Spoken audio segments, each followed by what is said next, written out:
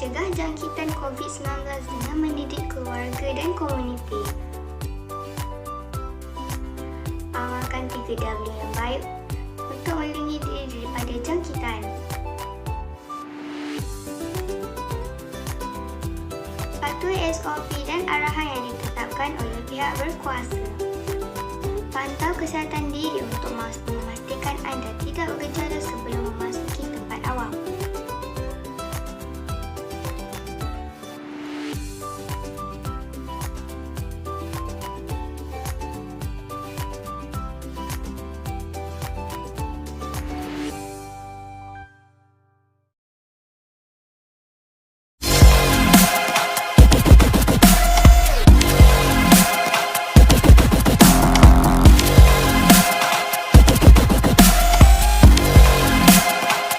Bismillahirrahmanirrahim. Allahumma inni a'udzubika minal bawasi wal juduni wal juzami wa min syarri asqa. Ya Allah, aku berlindung denganmu daripada penyakit sopak, gila, kusta dan daripada segala penyakit yang berbahaya. Amin ya rabbal alamin.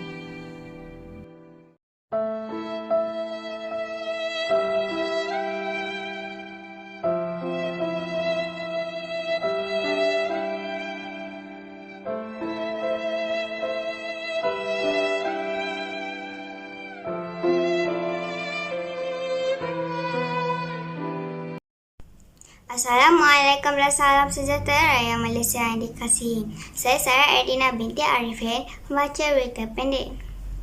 Kementerian Kesihatan Malaysia KKM ingin memaklumkan status terkini kes COVID-19 di Malaysia sehingga 4 Februari 2021 jam 12 tengah hari. Kes sembuh 4,092 kes, 181,886 kes kumulatif, 78.6%. Kes baharu 4,571 kes, 231,483 kes kumulatif. Kes import 3 kes, 3 bukan warga negara. Kes tempatan 4,568 kes, 3,176 warga negara, 69.5%, 1,392 bukan warga negara, 30.5%. Kes aktif 48,771 kes. Kes yang memerlukan rawatan di unit rawatan terapi ICU 308 kes. Kes memerlukan bantuan alat pernafasan 135 kes dan kes kematian 17 kes. 826 kes kumulatif 0.36%. Selangor melaporkan kes harian baharu tertinggi iaitu sebanyak 2,056 kes, 45.0%. Daripada jumlah ini, sebanyak 1,358 kes, 66.1% adalah daripada kluster-kluster dan saringan kontak rapat COVID-19 yang aktif dijalankan lapangan. Ini dikoti oleh Johor sebanyak 664 kes, 14.5% dan wilayah Persekutuan Kuala Lumpur sebanyak 481 kes, 10.5%. Sebanyak 237 kes, 5.2% yang dilaporkan pula adalah berkaitan kluster-kluster di lokap, depot tahanan imigresen dan penjara yang membabitkan kluster tembok Taiping 39 kes, kluster penjara Jalan Sungai Jelok 65 kes, kluster tembok Terenggam 44 kes, kluster tembok Mempaga 38 kes, kluster tembok Sungai Udang 3 kes, kluster penjara Jalan Harapan 3 kes, kluster tembok Bukit Besi 2 kes, kluster tembok Bengkalan Cepah 1 kes, kluster Matambai 1 kes dan kluster penjara Kepayan 1 kes. Kes-kes kematian pada hari ini melibatkan 4 kes di Selangor, masing-masing 3 kes di Sabah dan Sarawak, 2 kes di Johor dan Pahang, dan 1 kes di Kelantan, Melaka dan Negeri Sembilan. Sebanyak 15 kes kematian melibatkan warga negara dan 2 kes bukan warga negara. KK mengucapkan takziah kepada semua ahli keluarga mereka. Berikut adalah maklumat terkini berkaitan kluster-kluster di Malaysia sehingga 4 Februari 2021. Jumlah kluster 861 kluster. Jumlah kluster baharu 10 kluster. Jumlah kluster telah tamat 440 kluster termasuk 1 kluster yang tamat pada hari ini iaitu kluster desa setapak. Jumlah kluster aktif 421 kluster. Jumlah kluster pertambahan kes baru pada hari ini 90 kluster. Dan kluster-kluster pertambahan kes baru tertinggi pada hari ini adalah kluster persiaran perkilangan 362 kes, kluster industri serkam 201 kes dan kluster dalam perindustrian 150 kes.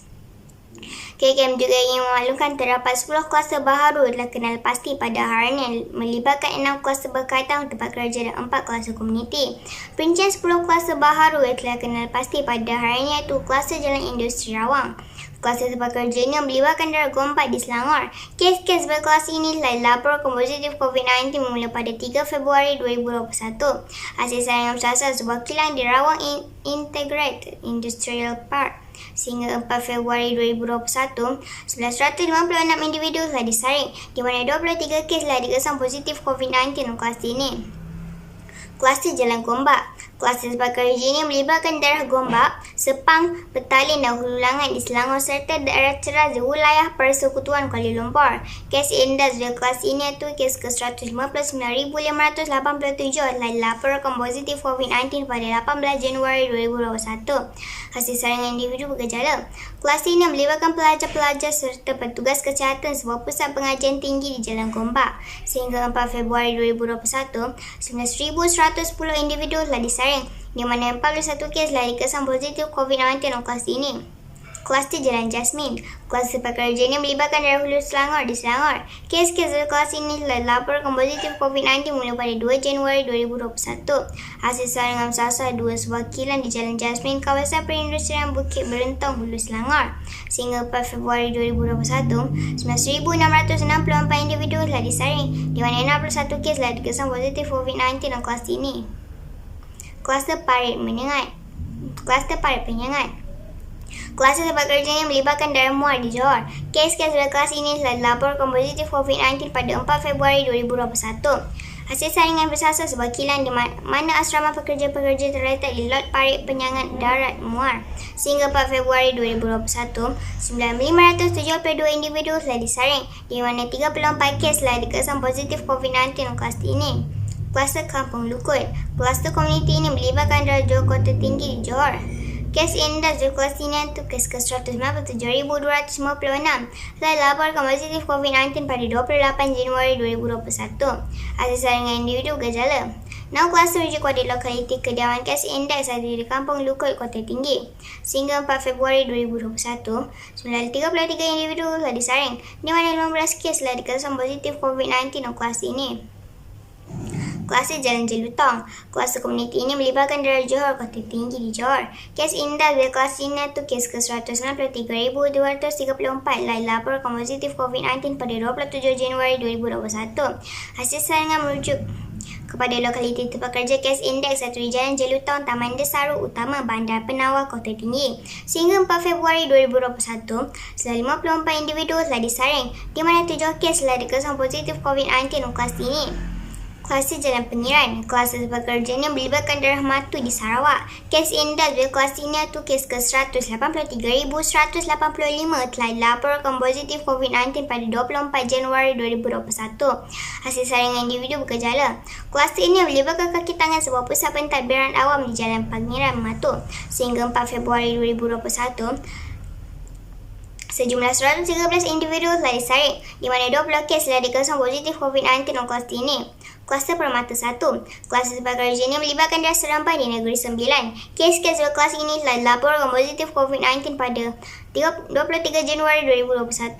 Hasil saringan bersasar sebuah kilang di Jalan Permata 1 arah Malaysian Industrial Park Nilai, Seremban. Sehingga 4 Februari 2021, 9,532 individu telah disaring, di mana 31 kes telah dikesan positif COVID-19 dalam kluster ini. Kluster Rantau Tanjung. Kluster komuniti ini melibatkan daerah Maran di Pahang. Kes indas dari kluster ini iaitu kes ke-194,017 telah dilaporkan positif COVID-19 pada 27 Januari 2021. Hasil saringan individu bergejala. Kluster ini melibatkan sebuah majlis sosial yang dihadiri kes indas pada 16 Januari 2021. Nama kluster merujuk kepada lokaliti di mana kes-kes telah dilaporkan berlaku sehingga 4 Februari 2021, 921 individu telah disaring, di mana 14 kes telah dikesan positif COVID-19 dalam kluster ini. kluster Kampung Pulau Jawa. Kluster komuniti ini melibatkan daerah Pekan di Pahang. Kes ini tertutup kluster ini atau kes ke-203,751 telah dilaporkan positif COVID-19 pada 29 Januari 2021. Hasil saringan individu gejala. Nama kluster merujuk pada lokaliti di mana kes-kes dalam kluster ini dilaporkan berlaku iaitu di Kampung Pulau Jawa Pekan. Sehingga 4 Februari 2021, 937 individu telah disaring, di mana 16 kes telah dikesan positif COVID-19 di kluster ini. Aktiviti perhimpunan dianjurkan tanpa mematuhi SOP dapat meningkatkan risiko penularan jangkitan COVID-19 pada orang ramai. Justru, amat penting bagi kita sentiasa waspada dan berusaha melindungi diri sendiri, keluarga dan juga masyarakat di sekeliling kita daripada mendapat jangkitan COVID-19. Penularan virus ini boleh dielakkan dengan sentiasa memastikan penjarakan fizikal yang selamat, kerap mencuci tangan dengan air dan sabun atau hand sanitizer serta pemakaian alat pelitup muka. Kepada seluruh rakyat Malaysia, kita sudah berada dalam gelombang ketiga COVID-19. Oleh itu, usaha lagi kita menenjai dengan menyalahkan antara satu sama lain. Dengan itu, kita bangkitlah semula macam mana kita menentang siapa pandemik ini melanda di negara kita. Patuhlah SOP yang dikeluarkan kerajaan. Elakkan tegas dan juga amalkan 3W. Mari sama-sama kita menentang semula virus COVID-19 ini walaupun vaksin masih belum diperolehi. Tapi sekurang-kurangnya vaksin kita adalah patuh SOP dan amalkan penjarakan fizikal.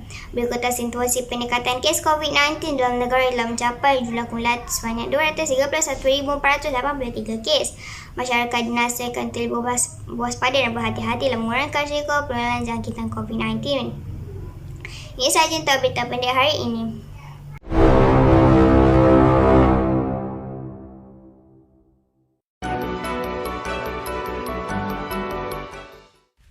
Dalam pada itu, Kementerian Kesihatan menetapkan pesakit COVID-19 tahap 1 dan 2 menjalani rawatan serta kuarantin di rumah dengan pemantauan ketat oleh petugas kesihatan berkuat kuasa 1 Januari lepas.